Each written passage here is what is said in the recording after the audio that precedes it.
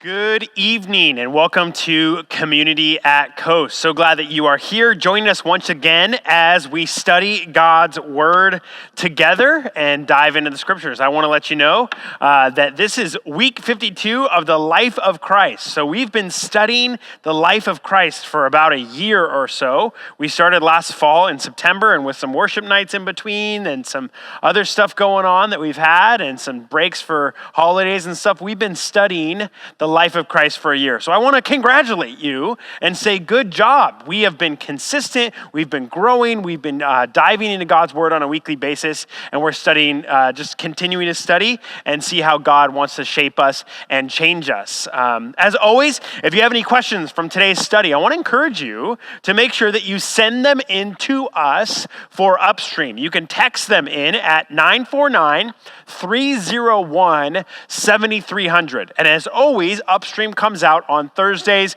at 4 o'clock. So check it out on the website, on the app, or on the podcast. I know I have it slotted in my podcast to come up, so anytime I jump in the car or go for a walk or whatever it is, it just plays, and it's just a good conversation about God's Word, review from the message, but also other faith questions that are swirling around in our brains. So make sure that you watch that Thursday at 4. Send us your questions, and we'll be there. Let me pray for us, and then we'll get started. Father, we thank you.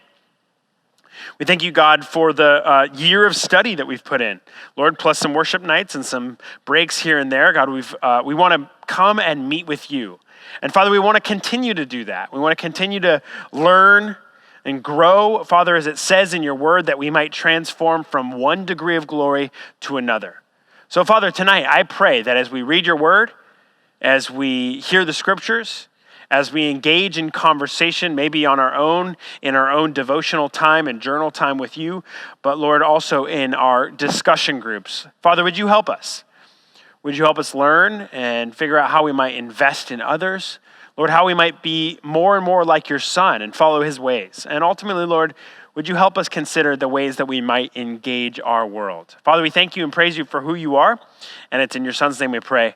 Amen. Amen. Well, I want to take a moment, if we can, before we jump into the scriptures. We're going to be in Luke chapter 12. We're going to continue our study in that chapter in just a little bit. But before we jump there, I want to do a couple things. I want to read for us from the book of Colossians. So Paul writes a letter to the church in Colossae, and he gives them some instruction. And in chapter 3, he gives them an encouragement to kind of think differently and also behave differently. And I want to read this as a predecessor to our study, as also a follow-up from last week as we continue to think about how we might live different lives. It says this in Colossians chapter 3, verses 1 through 4.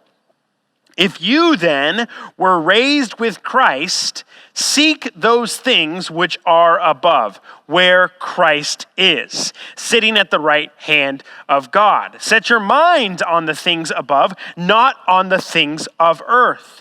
For you died, and your life is hidden with Christ in God. When Christ, who is our life, appears, then you also will appear with him in glory. A couple things just in those 4 short verses. It says, if you've been raised with Christ. Well, the idea is that in Christ, we, like Jesus, who was on the cross and died and rose again, in the same way, in our faith in him, we died to ourselves. We died to the way that we used to behave, the way we used to think, the things that we used to participate in, and we've become a new person.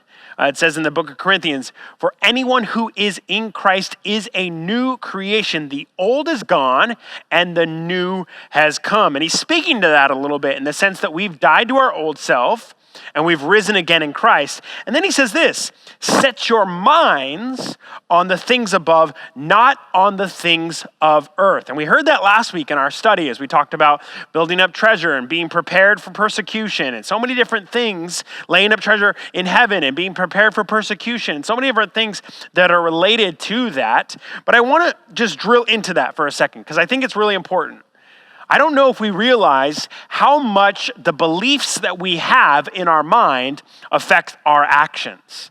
But he says very clearly, set your minds on the things above, not on the things of earth. For you died and your life was hidden. Hey, you're no longer operating by the rules and the standards and the ways of this world. You no longer measure success in those standards. You no longer determine a good day and a bad day based on the ways of the world, but it's based on the fact that you have been hidden with Christ, you're a citizen of heaven, and you belong to him. And you're set your minds on those things, and look at what it says at the end. When Christ, who is our life, appears, then you also will appear with him in glory. 1, there's an expectation of Christ coming. 2, we want to appear like him in glory and reflect our lives so that we look more and more like Jesus. Remember, Christian means little Christ, so that we would be like a little Jesus and the way that we think and the way that we act and the way that we live our lives. And I think it's really important that we just start there for just a moment, because I think we can forget that sometimes. And I know we often forget that our beliefs affect our behavior, and we're going to see that tonight as we dive into Scripture in Luke chapter 12 and discuss a couple parables that Jesus teaches. But I want to give you a picture really quick. As you have that idea in your mind about belief and behavior and the things that you think affecting your actions, I want to paint some other pictures for you. And it's going to be related to our parables. I won't belabor it because we're going to be in some word pictures. That's what a parable is. It's a story that teaches a lesson about Jesus, that teaches a lesson about God, that teaches a lesson about the kingdom of heaven. But I want you to think for a moment. Have you ever been in that place where you weren't ready for what was expected of you? Have you ever been in that place where you were caught off guard and you weren't prepared? Have you ever been in that place where you thought it was going to happen one way, but it happened a different way? I remember when I was a young kid, my mom would leave to go to the grocery store or go run some errands or do something, and she would say to me and my brothers, "Hey, I'm leaving. Before I get back, these things have to be done," right? And my mom would go and, right, there are 3 boys at home, so she had to shop for quite a little while or run some errands or do whatever it was. But it was about an hour, hour and a half, 2 hours sometimes. And of course, we were of age where we could be on our own and do our own chores and all that sort of stuff. But think about that. And think about me and maybe what you know a little bit about me and maybe just the idea of young teenagers being asked to do something by their parents. What did I do? Did I do all the chores and all the things on the list right away when that happened? No. What happened? I would sit, we'd play video games, we'd play outside, me and my brothers would mess around, we'd watch TV, we'd doze off, we'd fall asleep, take a nap, right? And then what would happen? We would hear the garage door open, right? And we had that loud garage door, and you could hear it. That would kind of rumble the house, right? And it was at that moment that me and my brothers go, "Oh my gosh, we didn't do any of the chores that mom asked us to do. We didn't do anything. We're not prepared. We're not ready." So we go around the house and do everything, and we're cleaning up our rooms and everything. My mom and dad used to get so mad because we would just take everything that was on the ground. Any clothes that were out, they were just all dirty at that instant. Instantaneously, all in the hamper, right? Everything's thrown away. The dishes, we're trying to do them, all that sort of stuff, right? We were not ready. We weren't prepared. We didn't have the right belief that was affecting the right behavior to be prepared for what's ahead, right? We've all been in a similar way. You're having people over to the house and you plan ahead to clean and make dinner and do all that sort of stuff, but they arrive maybe a couple minutes early and you go, "Oh my gosh, I'm not ready." Or have you ever wrapped a present on Christmas morning? Or wrapped a present the day of your kid's birthday? It was my son Ryder's birthday yesterday, and sad to say, I wrapped a present like 10 minutes before we gave it to him. It was not a great wrap job, but he loved the present. But all of that is there to kind of paint this picture. We as people naturally have a tendency to kind of wait till the last minute, to maybe procrastinate, right? The great phrase, procrastinators unite tomorrow. Right? That's what we do. And maybe you're different than that. Maybe you're on top of it. But I think no matter what, at some point in your life, you're going to be in a place where maybe you're not as prepared and ready as you maybe need to be. Well, Jesus is going to drill into that tonight because he wants us to be ready. He wants us to be ready for what's ahead. So let's dive in and get prepared for what God wants to teach us in Luke chapter 12. We're going to start in verse 35. We're actually going to go through two parables tonight. 35 through 40 will be about a ready servant, and 42 through 48 will be kind of an attachment to this, but a little bit different. I'm titling it The Faithful Manager. Let's read 35 through 40 in Luke chapter 12. Remember where we've been. We've heard that there's persecution coming, right? And in Luke chapter 12, we're told that we're going to be brought out in front of the magistrates, that we're not to fear anyone else, but fear God. We've talked about the parable of the rich fool. We've been encouraged last week to not worry, to look at the lilies of the field, look at the ravens, look at the birds, right? And remember that we're supposed to seek first the kingdom. God is looking out for us. All of that is a mindset shift, and Jesus is going to continue that in our story tonight. It says this in verse 35, "Let your waist be girded and your lamps burning, and you yourselves be like men who wait for their master when he will return from the wedding, that when he comes and knocks, they may open to him immediately." Verse 37, "Blessed are those servants whom the master, when he comes, will find watching. Assuredly, I say to you that he will gird himself and have them sit down to eat, and will come and serve them. And if he should come in the second watch or in the third watch and find them so, blessed are those servants. But know this, that if the master of the house had known what hour the thief would come, and if he'd come in the second and third watch and find them so, blessed are those servants. But know this, that if the master of the house had known the hour the thief would come, he would have watched and not has allowed his house to be broken into." Verse 40, "Therefore you also be ready, for the Son of Man is coming at an hour you do not expect." Jesus is harping and kind of drilling into this idea of being ready. And he kind of paints a picture for us. He paints a picture of what it looks like to be ready, what the blessing of ready looks like, what will happen as a result of being ready, and then he kind of gives us the importance of being ready. So let's look first at verses 35 and 36. What does it look like to be ready? "Let your waist be girded and your lamps burning." Well, let's talk about that for just a second. What does it mean for your waist to be girded? Well, it's important we understand kind of the fashion of the day, as it were. In Jesus' time, it was kind of common that they would wear these long robes with a belt around the waist. So as Jesus says, let your waist be girded, what he's trying to imply is the robe that would hang all the way to the ground, the extra long shirt, the kind of tassels that were down there. He's saying, if you were to get ready to do some work and get ready for labor, what you would do is you would collect all that robe and you would kind of put it into your belt and get ready to do some work, right?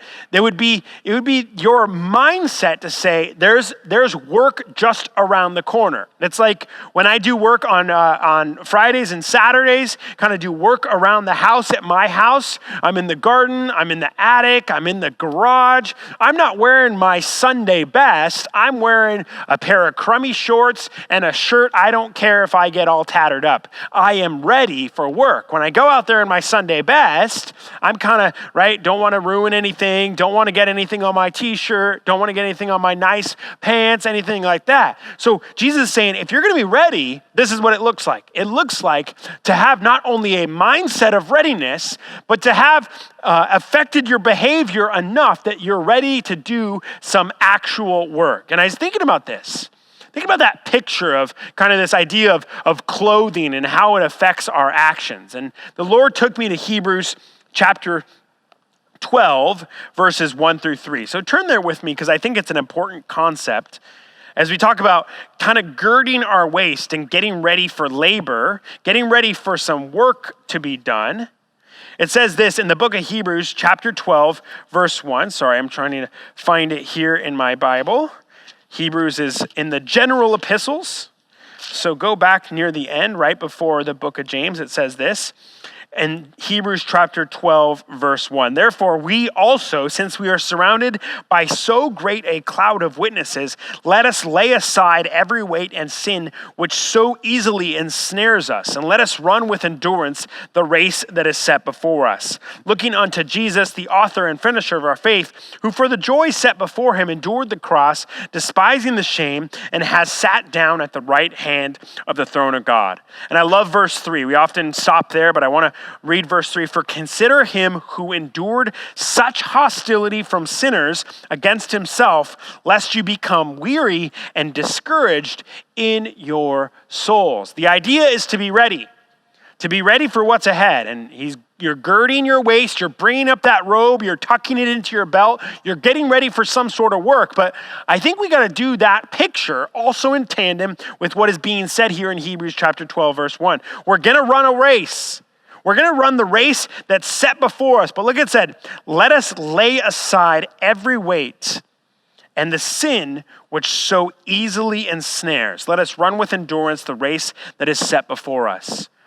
The idea is a sprinter that's running this race and ready to go. And if you've kind of been to a cross country meet or a track meet, or sometimes I go watch some of our high schoolers that are competing in that, and they've got these tiny little paper thin shorts on and tiny little paper thin tank tops. That breathing material, that Under Armour kind of material, because they don't want to wear these huge backpacks full of books and sweatshirts and jackets and jeans, right? That would be ridiculous.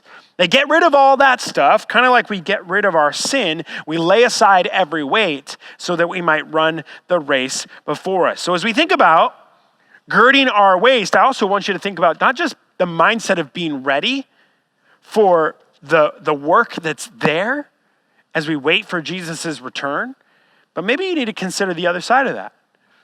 Maybe there's some sin in your life, and I love what it says in Hebrew, so easily entangles. So easily entangles. And if you've ever been, kind of undoing a rope or undoing something that's caught in the knot, you know that the harder you pull, the more it gets into a knot, right? It's not until you take it slow, kind of calm down, maybe ask for some help. Can you hold this side? All that sort of, and we got to go to Jesus and ask him to help us lay aside this sin.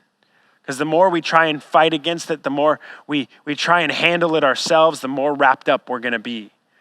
So gird your waist. With your waist be girded and your lamps burning. So the idea is a preparation for labor, but also a lamp that is burning. Now, we get this picture of lamps all throughout the scriptures. First of all, we know that there's a lamp all the way back in the Old Testament, in the tabernacle and in the temple, that kind of lights the room. But we also get this picture of lamps elsewhere in the scriptures. We know that Jesus says in Matthew chapter 5, verses 13 through 16, it says this, I'll turn there for us and read it. Remember, this is Sermon on the Mount. We spent some time in this section. It says, you are the salt of the earth, but if the salt loses its flavor, how shall it be seasoned? It is then good for nothing to be thrown out and trampled underfoot by men. You are the light of the world. A city on a hill, a city that is set on a hill cannot be hidden.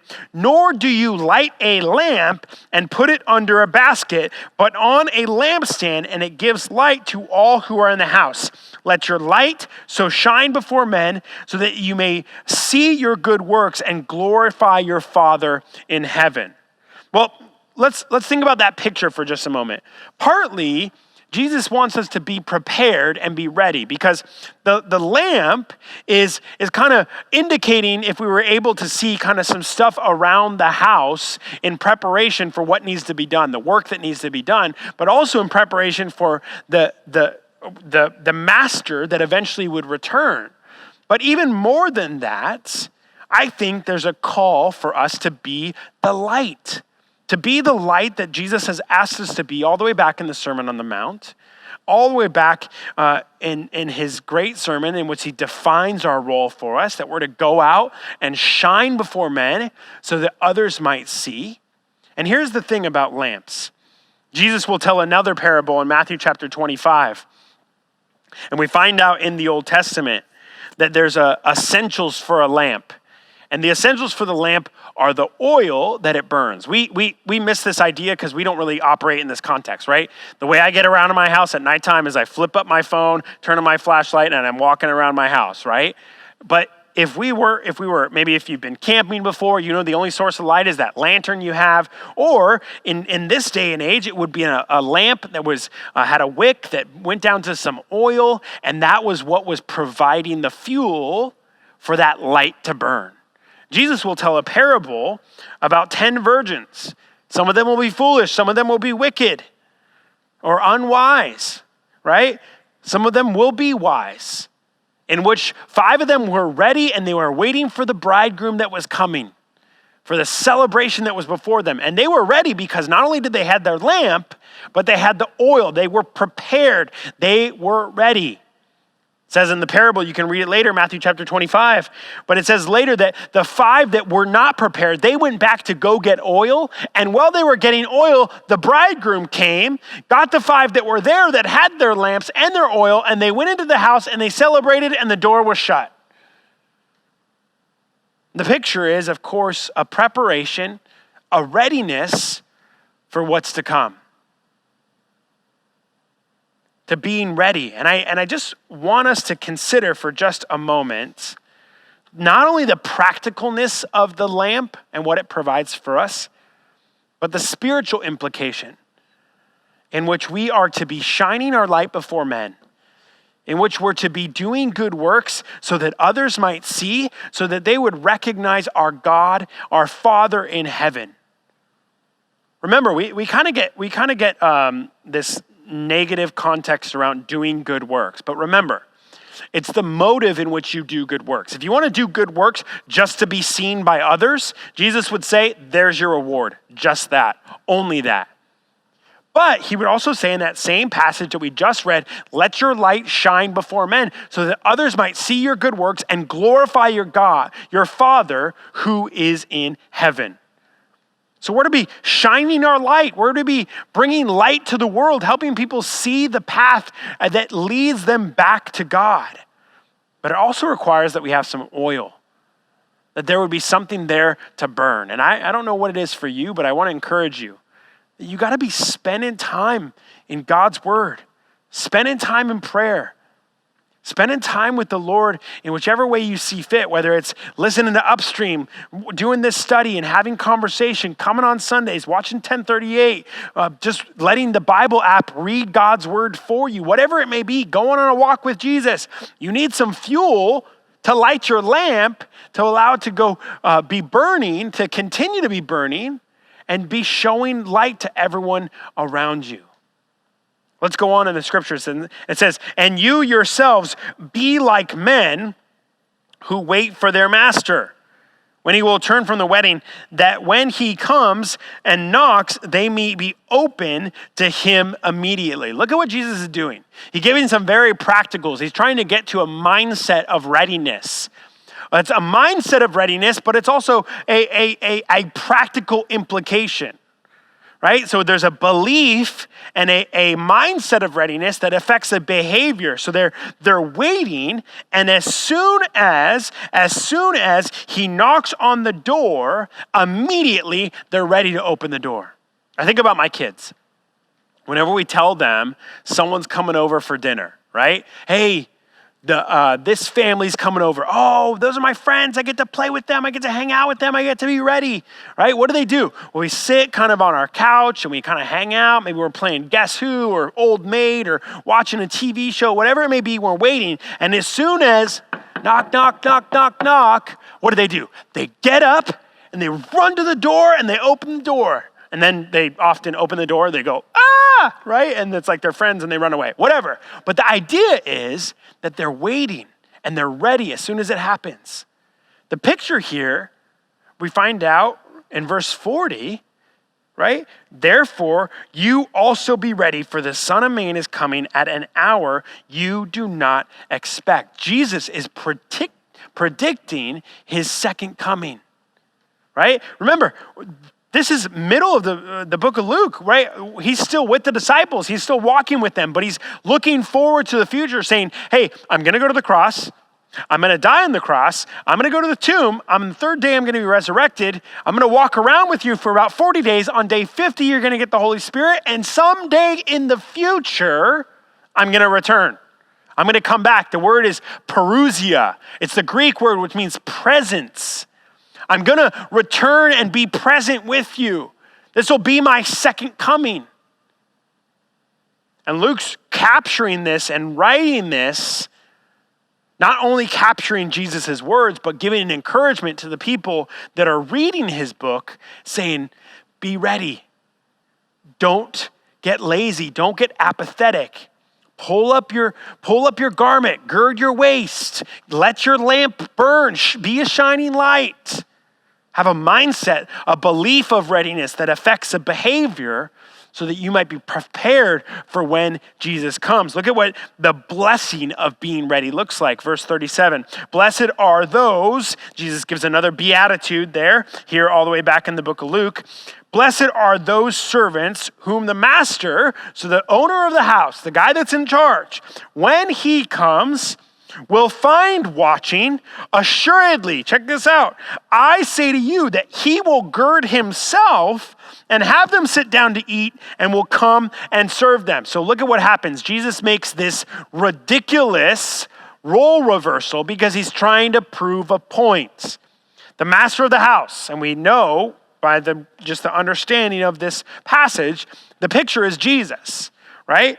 The picture is that Jesus returns, but what happens? Assuredly, I say to you that he will gird himself, which means the master of the house, who the servants normally serve him, he's going to pull up his garment, pull up his robe, tuck it into his belt, and he's going to serve.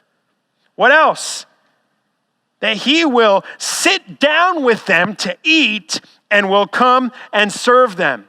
So there's a role reversal. And Jesus makes this kind of outlandish, ridiculous illustration because he's trying to prove a point. Be ready. There's a blessing in readiness. And we know this, right? Because when we are ready to do the work of the Lord, when we are prepared in our hearts and in our minds to honor God with our lives, God shows up. I can't count how many times I've heard with people as I've had conversations with them and say, hey, come on a missions trip. Come serve in Kid Life. Come serve with students. Come be a part of the prayer team. Come ... What do people say to me? Oh my gosh, I thought I was coming to serve, but I am the one that served. I'm the one that is blessed by this. So yes, that's not only the picture right then and there that when we serve and we work for the Lord, yes, we get blessed out of it. That's not why we do it, but that's a result. But also the promise is that we will have, what does it say? A relationship. We're going to sit with Jesus. We're going to have a meal.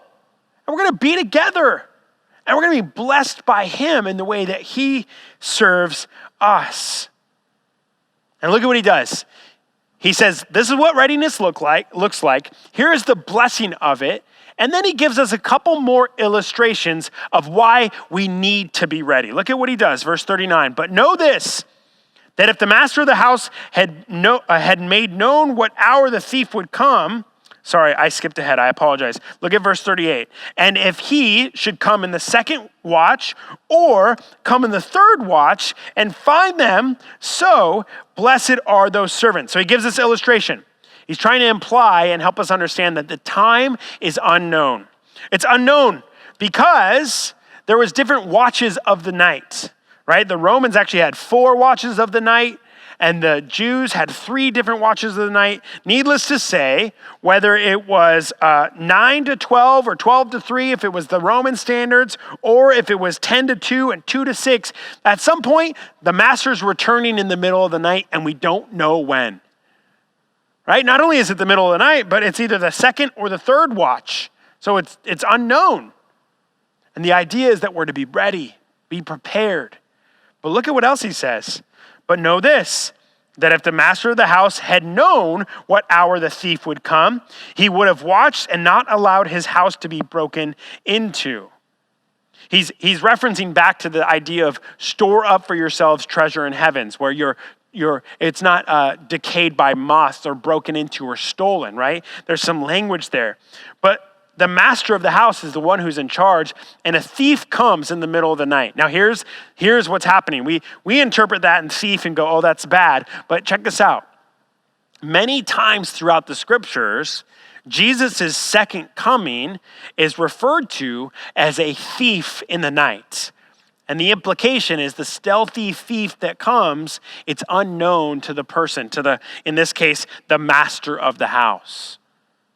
In 1 Thessalonians 5, verse 2, in 2 Peter chapter 3, verse 10, in Revelation 3:3. Let me read 2 Peter chapter 3, verse 10. But on the day of the Lord will come as a thief in the night, in which the heavens will pass away with a great noise, and the elements will melt with fervent heat. Both the earth and the works that are in it will be burned up. Notice it says, in the thief of the night. As a thief in the night, unknown, at a moment's instance, Jesus will return. Therefore, you also to be ready, for the Son of Man is coming at an hour for you do not expect. It's in the middle of the night. It's either in the second or third watch, but it's also like a thief in the night, so we don't really know when it is. The idea is to be ready. Have your waist girded, your lamp burning, ready to answer that door, having the mindset, the belief that affects the behavior of what's ahead. Look at what happens next. Peter asks a question, and Jesus expands on the parable. Then Peter said to him, Lord, do you speak this parable only to us or to all the people? And the Lord said, who then is the faithful and wise steward, whom his master will make ruler over his household, to give them their portion of food in due season? Blessed is the servant whom his master will find so doing when he comes. Truly I say to you, that he will make him ruler over all that he has. But if the servant says in his heart, my master is delaying and coming, and begins to beat the male and female servants, and to eat and to drink and be drunk, the master of the servant will come on that day when he is not looking for him, and at an hour when he is not aware, will cut him into two and appoint him his portion with the unbelievers. Let's stop there. So the first parable kind of paints this picture of readiness, the mindset of readiness. But Jesus expands on it after Peter's question, and he gives not only the readiness of the servant, but the mindset and the actions of a faithful manager. Look at what he says. Who then is like a faithful and wise steward, the one who oversees, someone that is a manager, whom his master will make ruler over his whole household. So now, not only is it a servant just waiting for his master to get home, but he's actually been given some responsibility. He's in charge of the household. And look at what he says, to give them their portion of food in due season. There's a reference there a little bit to Peter and his conversation with Jesus. Obviously, this will happen later in John chapter 28. In which Jesus will, John 21, in which Jesus will have a conversation with Peter after he's denied him 3 times. He says, do you love me? Peter says, yes, feed my lambs. Do you love me? Feed my sheep. Do you love me? Feed my sheep. And the idea here is there's a implication that it's a little bit different than just a servant waiting, but these are to the leaders, or those have responsibility in the section. And look what he says. He paints a picture like every parable, a good servant and a bad servant. Blessed is the servant whom his master will find so doing when he comes. So he's doing what he's supposed to do. He's practicing what the master has done. He's taking care of what he's been asked to do. And look at the result. Truly I say to him, he will make him ruler over all that he has. So it started with the household. Hey, look after the household. Now he's ruler over all that he has. The readiness of the servant affected his behavior, and he did what was asked of him, gave them their portion, fed the lambs, cared for the people around him. Look at the wicked servant. But if the servant says in his heart, notice he says that it's a thought, it's an idea, it's a belief. My master's delaying in coming. So he has a thought, he has a belief. Oh, he's a long way off, no big deal. What does he do? His negative thought, his negative belief, his sinful thought affects his behavior. and begins to do what? Beat the male and female servants and to eat and drink and be drunk. So not only is he not doing what he's supposed to do, but he's doing something he's not supposed to do. It's a 1-2 punch. And there's destruction for him, right? There's punishment for him. The master of the servant will come on him when he's not looking, because we don't know when Jesus will return, at an hour when he's not aware, and what happens? He will cut him in two and appoint his portion with the unbelievers. He's being cut into two. The idea is that was the result of someone that broke a covenant, that broke a promise, that broke a commitment. But the idea also is that he's cut off and he's placed with unbelievers, where there will be weeping and gnashing of teeth and a fiery furnace, and there's darkness. That's the implication there. That's what Jesus says. He will be cut with him, his portion, with the unbelievers. Because he didn't do what was asked of him. He wasn't ready. He wasn't practicing what God had asked. He wasn't prepared. I think of this idea when he says, my master is delaying his coming and begins to beat the male and female servants. I think of all those moments when we as humans just get a little bit distracted and get a little bit off. I think of David and Bathsheba all the way back in the Old Testament. Remember in 2 Samuel chapter 11, the story starts out in the spring when kings are to go out to war. David sends his men and his commander out. He's supposed to be out at war, but he sends his commander out and he stays. And then what happens in the next verse? Then he's on his rooftop. He sees Bathsheba. She's beautiful. He says, bring her to me. And then you guys know the rest of the story. If you don't know it, read 2 Samuel chapter 11. If you have young kids, read it by yourself because it's a little PG, actually probably a little R. But what happens? We know that David and Bathsheba, right? They're together. They conceive. And then it leads David into this whole series of decisions where he has to find a way to get Bathsheba to conceive now with Uriah the Hittite, her actual husband. And so many poor decisions happen as a result of that. He had one mess up, one negative thought that led him down the path of sin. We got to be ready. We got to be having the belief that Jesus is coming. Not just as like a guilt thing, but to know that Jesus is coming. Look at what it says next. And the servant who knew his master's will and did not prepare himself or do according to his will shall be beaten with many stripes. But he who did not know yet committed things deserving of stripes shall be beaten with few. For everyone to much is given, from him much will be required. To who much has been committed, of him they will ask the more. Jesus is giving once again another illustration. When you know the master's will and you don't do it, your punishment's going to be greater. If you're unaware and you don't do it, well, it's a little bit less. Once again, emphasizing, don't only be ready, but be faithful to do the master's will. Jesus wants us to not get lazy, not get distracted, not get apathetic, not get unfocused on anything else except his return and the work that he's asked for us. And I love what it says, and the servant that knew his master's will.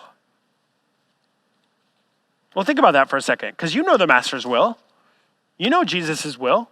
What's the greatest commandment? Someone comes and asks Jesus. Love God, love people. Love God and love people. And here's the thing.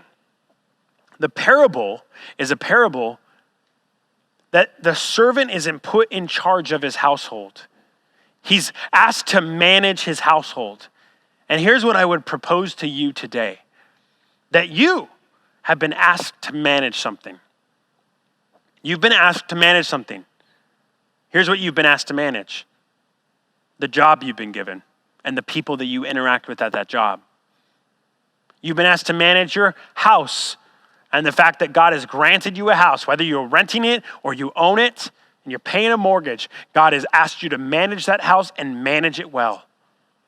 Your spouse, you've been asked to manage that well in the sense that you're to make it the best, make that person the best that they can be. Your kids, your neighborhood, whatever it may be, God has asked you to manage well and to do the master's will, to love God, to love people, to get ready for the work, to let your light shine, to be faithful to what he's asked you to do. Because we don't know when Jesus is coming back. It could happen tomorrow. 2 more final illustrations for you. One related to this idea of what we've been asked to kind of oversee or manage or be stewards of, and one more about we don't know the day that Jesus will return. My wife and I found out we were pregnant with our first son, Ryder. We actually found out right before we had someone over for dinner. And we actually didn't have a chance to talk about it. So we went through this entire dinner with people, not able to talk about it, have conversation. Finally, they leave the house, and my wife and I are like, okay, so what? We're pregnant? We're having a kid? Oh my gosh, what does this mean? I remember we stayed up late that night, and then I woke up early the next morning going, oh, wow. And I love my kids, and I can be more thankful for them. But I think early on in our marriage, we're like, we're only about a couple years into this. Are we sure we're ready for this? What does this look like? I feel like a kid myself. And I heard Jesus say to me, more clearly in any other moment that I've heard him speak to me, say, I've entrusted this child to you. I've entrusted this child to you because I trust you.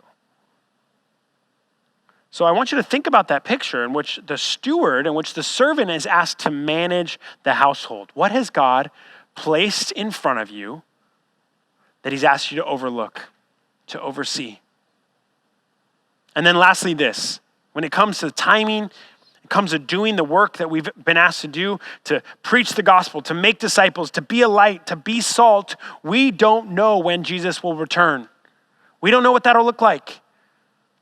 And I shared on 1038 a couple weeks ago when I found out that my grandma had a stroke and she was in the hospital, and I just remember driving there just with a little bit of angst in my heart going, did I explicitly share the gospel with her?